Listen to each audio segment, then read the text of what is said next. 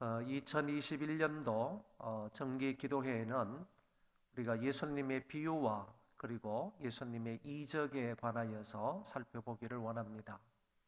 그래서 어제 아침에는 예수님의 비유 가운데 마태복음 13장 앞부분에 나오는 씨와 밭의 비유, 다시 말해서 씨 뿌리는 자의 비유에 관해서 우리가 살펴보았습니다.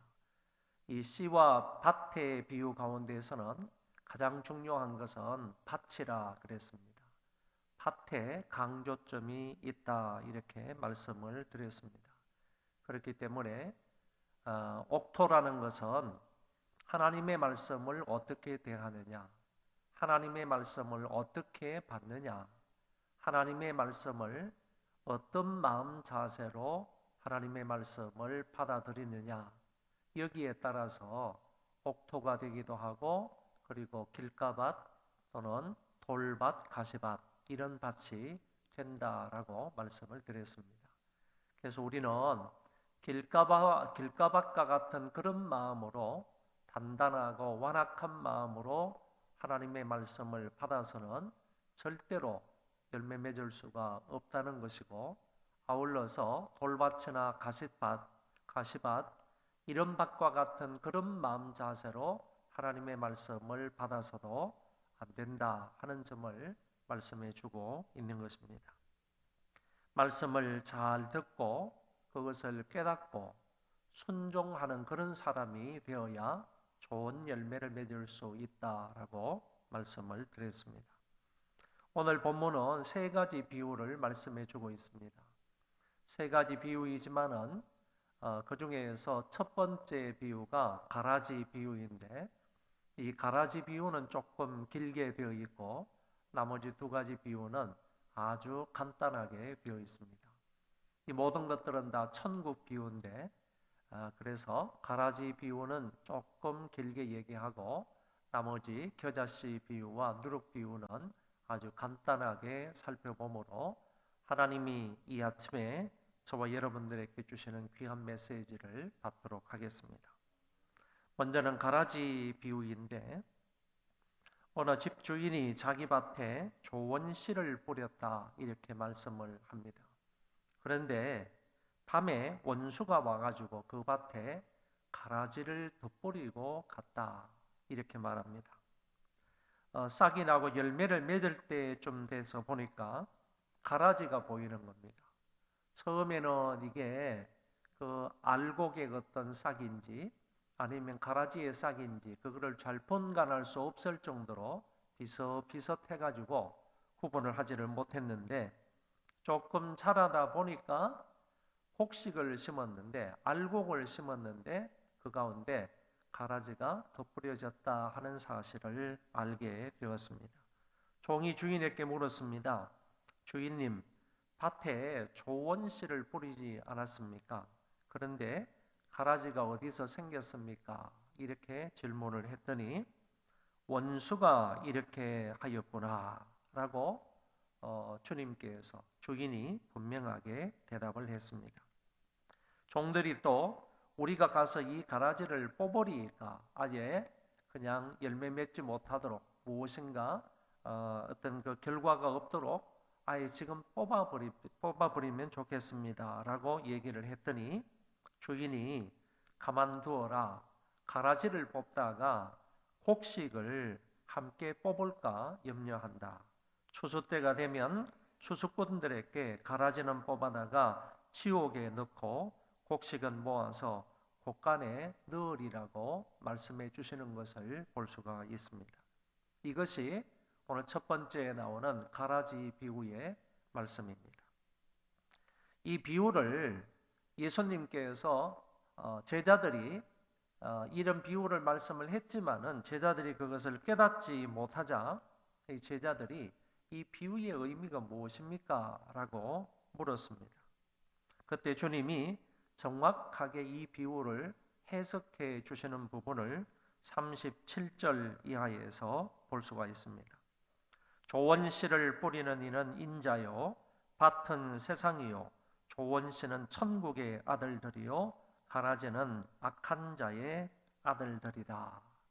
이렇게 주님이 밭이 뭐고 좋은 씨가 뭐고 악한 씨가 뭐고 씨 뿌리는 자가 누구다 하는 부분을 이렇게 설명을 하셨습니다. 이 주님이 이렇게 설명하시는 말씀을 볼 때에 오늘날 교회에도 역시 알곡이 있는 반면에 가라지도 역시 있다 하는 사실을 알 수가 있는 것입니다. 교회라고 할지라도 알곡만 있는 것이 아니라는 것입니다. 교회도 세상 가운데 있기 때문에 이 세상에는 알곡도 있고 가라지도 있고 가라지도 있으며 알곡도 있다 하는 사실을 여기에서 말씀을 해주고 있는 것입니다. 처음에는 무엇이 알곡이고 또 어떤 것이 가라지인지 잘 구분할 수가 없는 것입니다. 그래서 그것들이 한데 모여서 어느 정도 이렇게 성장해 봐야, 시간이 좀 지나 봐야, 세월이 좀 지나 봐야 저게 가라지구나, 저게 곡식과 분명히 구별되는 것이구나 하는 것을 알 수 있게 된다는 것입니다. 어떤 사람은 예배당 안에 와가지고는 알곡처럼 행세하는 사람이 있고 밖에 나가서는 세상 속에서 살면서는 이게 말과 행동이 가라지처럼 보이는 그런 사람도 없지 않아 있는 것입니다. 아무튼 주님의 비유 해석 가운데에서 분명히 알 수 있는 것은 오늘날에도 역시 이 세상에는 그리고 교회 안에는 알곡과 가라지가 여전히 존재한다. 잘 구분할 수 없을 정도로 비슷비슷하다 하는 점을 알 수가 있는 것입니다. 39절에 보면 가라지를 뿌린 원수는 마귀요 추수 때는 세상 끝이요 추수꾼은 천사들이다. 가라지를 뿌린 원수는 결국 마귀다라고 얘기를 합니다. 그러니까 못된 세상적인 세속적인 아들을 이 세상에 두는 것은 결국 마귀다라고 얘기합니다. 이 마귀는 복음을 변질시키는 자이고 뿐만 아니라 성도들을 미혹하는 자들이고 하나님을 대항해서 항상 대적하고 성도들에게 악을 행하고 해를 끼치는 존재가 악한 사단이다. 그것으로 인하여서 이 세상에서 많은 성도들이 고난과 어려움을 당할 수 있다 하는 것을 말해주고 있습니다. 그러나 추수 때가 반드시 있다고 했습니다. 추수 때는 세상 끝이요. 다시 말해 세상 끝은 반드시 있다고 주님이 해석을 해 주셨습니다. 그 세상 끝에는 추수꾼은 천사인데 그 추수꾼이 와가지고 추수를 할 때에는 그 추수꾼은 사람과 같지 않아서 분명하게 가라지가 어떤 존재이고 그리고 알곡이 어떤 존재인지를 분명하게 알아서 가라지는 뽑아다가 영원한 지옥불에 던져버리고 알곡은 모아서 천국 곳간에 둔다고 말씀을 했습니다. 그러면 왜 가라지를 처음부터 아예 그냥 싹 뽑아버리지 왜 뽑아버리지 아니하고 세상 끝까지 세상 끝날까지 알곡과 함께 가라지를 두느냐? 그 이유는 또는 그 목적은 그 가운데에서 가라지 천지 가운데에서 알곡들을 보호하시기 위함이다. 이렇게 말할 수 있는 것이고 더 나아가서 그 세상 끝날까지는 어쨌든 간에 그 가라지라 할지라도 가라지들에게 나름대로 하나님이 피해를 주시는 것이다. 이렇게 볼 수가 있겠습니다. 그 가라지들에게는 자비를 베푸는 것이고 알곡들은 보호하시기 위하여 가라지를 알곡 가운데서 처음부터 뽑아내지 아니하고 세상 끝날까지 투게 하시는 예수님의 하나님의 목적이다라고 볼 수가 있겠습니다. 여러분, 가라지의 최후 심판이 어떻게 되느냐 또는 의인의 최후 심판이 어떻게 되느냐 41절 42절에 이렇게 말씀합니다. 인자가 그 천사들을 보내리니 그들이 그 나라에서 모든 넘어지게 하는 것과 또 불법을 행하는 자들을 거두어내어 풀무불에 던져 넣으리니 거기에서 울며 이를 갈게 되리라. 가라지의 최후가 어떻게 될 것인지를 성경은 분명하게 말씀을 하셨습니다. 그런데 여기에서도 이 원수들이 이 세상의 아들들, 세속적인 아들들이 어떻게 행하느냐 하는 것을 두 가지로 말해주고 있는데, 성도들을 넘어지게 하는 자다. 마귀는 항상 성도들을 넘어뜨리려고 한다는 겁니다. 하나님 사이의 관계에서 자꾸 하나님으로부터 멀리 떨어지게 만드는 존재가 바로 사탄이다라는 얘기입니다. 성도들을 흔들어서 시험을 가하고 환난을 주어서 또 핍박을 가해서 또 궁핍하게 만들어 줌으로 인해서 성도들을 자꾸 넘어지게 하고 하나님으로부터 자꾸 멀리 분리시키려고 하는 존재가 마귀이다 하는 점을 여기에서 밝혀주고 있고, 더 나아가서 이 마귀는 항상 불법을 행한다는 것. 선에 대해서는 전혀 관심을 갖지 않는다는 얘기입니다. 선을 행하지도 않는다는 얘기입니다. 항상 불법을 행하는 존재가 마귀다. 그래서 하나님이 천사들을 보내어서 성도들을 넘어지게 하고, 그리고 세상에서 불법을 행하는 이놈들을 다 잡아다가 이 가라지들을 거두어다가 결국에 영원한 풀무불 속에 집어넣게 된다. 거기에서 슬피 울며 이를 갈게 될 것이다. 이렇게 말씀을 하셨습니다. 그런 반면에 알곡들은 어떻게 하느냐? 오늘 성경에는 의인들이라 그랬는데, 의인들, 알곡들은 어떻게 하느냐? 43절의 말씀에 보면 그때의 의인들은 자기 아버지 나라에서 해와 같이 빛나리라. 귀 있는 자는 들으라. 아버지 나라를 의인들은 상속을 한다는 겁니다. 이 알곡들은 하나님의 나라를 상속한다는 겁니다. 그 나라에서 해와 같이 빛나게 된다. 영광스러운 존재가 된다. 그 나라에서 영생을 상속받게 될 것이다. 이런 영광스러운 선물을 하나님 나라에서 받게 될 것을 의인의 종말에 관해서 이렇게 말씀을 했던 것입니다. 그러니까 이 가라지 비유에서의 핵심된 내용이 무엇인가 하면은 최후 심판날에 의인이 어떻게 될 건가, 그리고 최후 심판날에 가라지는 어떻게 될 건가, 이 부분에 관해서 우리에게 명확하게 말씀해 주시는 비유다라고 볼 수가 있겠습니다.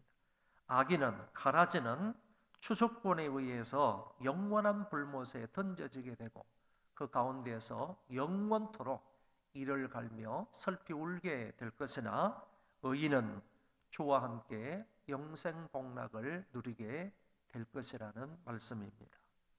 이런 은혜가, 의인에게 주시는 이런 은혜가 오늘 저와 여러분들에게도 있기를 주의 이름으로 축원합니다. 본문 중에 나타나는 두 번째 비유는 무엇인가 하면은 겨자씨 비유인데 아주 간단하게 되어 있습니다. 한 번 더 읽어드리면 31절, 32절입니다. 다 같이 한번 읽어볼까요? 마태복음 13장 31절, 32절입니다. 시작. 또 비유를 들어 이르시되 천국은 마치 사람이 자기 밭에 갖다 심은 겨자씨 하나를 같으니 이는 모든 씨보다 작은 것이로되 자란 후에는 풀보다 커서 나무가 되매 공중의 새들이 와서 그 가지에 깃들이느니라. 아주 간단한 그 구절로 되어 있는 비유의 말씀인데, 한 가지로 말하면 천국은 겨자씨와 같다 이 얘기입니다.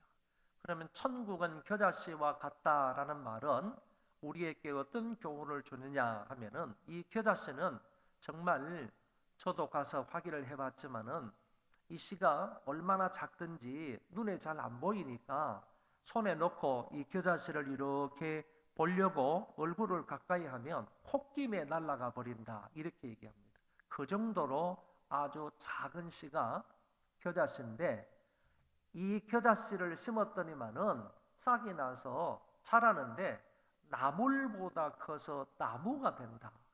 그리고 그 나무는 새들이 와서 깃들일 정도로, 새들이 와서 논일 정도로 나무가 튼튼하게 왕성하게 커진다 하는 점을 얘기를 하고 있는 것입니다.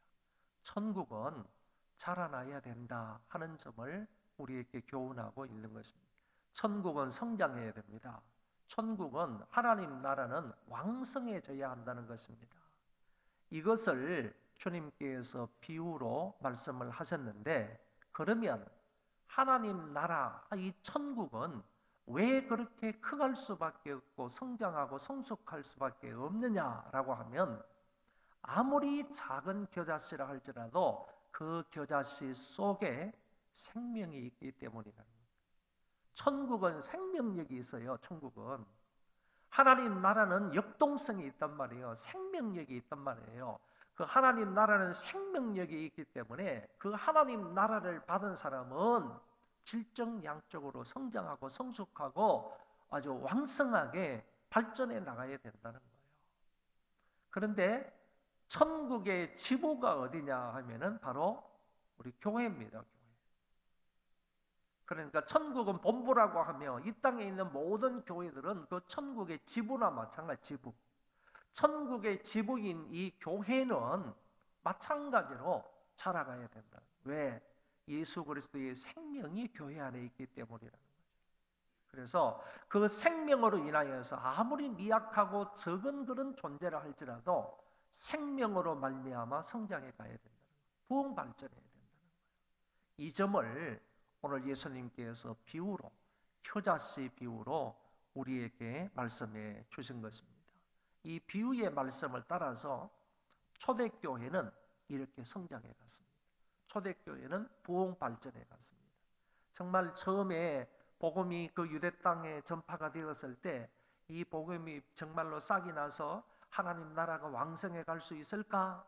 이렇게 싶을 정도로 아주 미약하고 작은 것이었는데, 그 복음이, 그 씨앗이 그 유대 땅에 심기어짐으로 인하여서 확장되어 나가는데, 나중에는 정말 1세기에도 걸치지 않아서요, 전 세계로 복음화가 되는 거 아닙니까? 저 로마까지 가가지고 복음이 전파가 되고, 그 다음에 뭐 스페인까지, 저 위쪽 북쪽 아시아 북쪽에까지 가서 복음이 전파되어서 그 당시에 알려져 있는 거의 전 세계의 사람들에게 복음이 전파되는 이런 놀라운 천국의 확장성을 우리에게 역사가 보여주고 있지 않습니까? 이런 점들을 볼 때에 정말 겨자씨라 할지라도 생명력이 있기 때문에 천국은, 하나님 나라는 이렇게 심겨지기만 하면 그 속에서 왕성하게 발전할 수 있다 하는 점을 우리에게 말씀해 주고 있습니다. 세 번째 비유는 누룩 비유인데 33절에 보면 또 비유로 말씀하시되, 천국은 마치 여자가 가루 서말 속에 갖다 넣어 전부 부풀게 한 누룩과 같으니라. 천국을 누룩의 비유를 한 것입니다. 이 누룩 비유의 핵심된 그런 메시지는 뭐냐 하면은 사람들에게 영향을 끼쳐야 된다는 거예요. 우리 하나님 나라를 소유한 사람은, 천국을 이미 소유한 사람은, 하나님 나라를 현재에 살아가고 있는 사람, 하나님 나라의 현재성을 소유하고 있는 사람은 다른 사람들에게 마치 가루 서말 속에 누룩이 들어가게 되면 누룩이 시간이 지나고 나면 누룩이 곳곳에 구석구석에 가루 서말 속에 다 들어가 가지고 그 가루를 부풀게 하는 것처럼, 하나님 나라를 소유한 사람은 우리 이 세상의 구석구석에까지 미쳐서 그 사람들을 변화시켜서 그 사람들에게 선한 영향을 끼쳐요. 이거를 누룩 비유를 통해서 예수님이 우리에게 말씀을 해 주신 것입니다. 그러므로 기독교인들이라고 하면, 예수를 믿는 사람이라고 한다면, 하나님 나라를 소유한 사람이라고 한다면, 하나님 나라를 받은 사람이라고 한다면, 오늘 우리는 우리 주위에 구석구석까지 들어가야 됩니다. 그리고 사람들에게 들어가 가지고 그 사람들을 변화시키고 그 그 사람들에게 선한 영향력을 끼쳐요. 우리의 말과 행동을 통해서 선한 영향력을 끼쳐서 그 사람들도 변화가 되고 선한 쪽으로 좀 더 발전이 되고 하고, 이런 역할들을 해야 할 것을 말씀해 주고 있다라고 보는 것입니다. 오늘 세 가지 비유를 간단하게 말씀을 드렸습니다. 가라지 비유를 통해서는 가라지는 뽑히게 되면 영원한 불못에 던져지지만 의인들은, 알곡들은 하나님 나라를 상속받아서 그 가운데에서 영생을 누리는 이런 영광을 누리게 된다 하는 점을 말씀해 주고 있고요. 그리고 겨자씨 비유를 통해서는 천국은 성장해 가야 되고 천국은 발전되고 성숙해 가야 한다.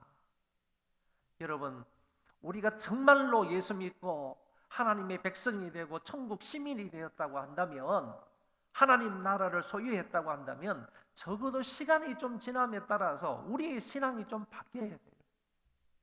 우리의 말과 행동이나 모든 부분에 있어서 좀 성숙해야 된단 말이에요.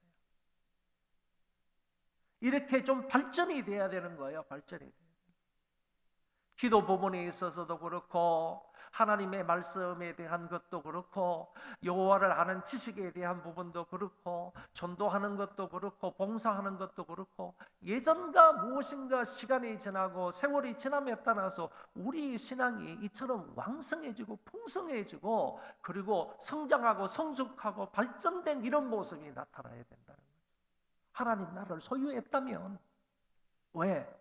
그 나라에는 역동성이 있고 뿐만 아니라 생명력이 있기 때문에 그렇다는 거죠.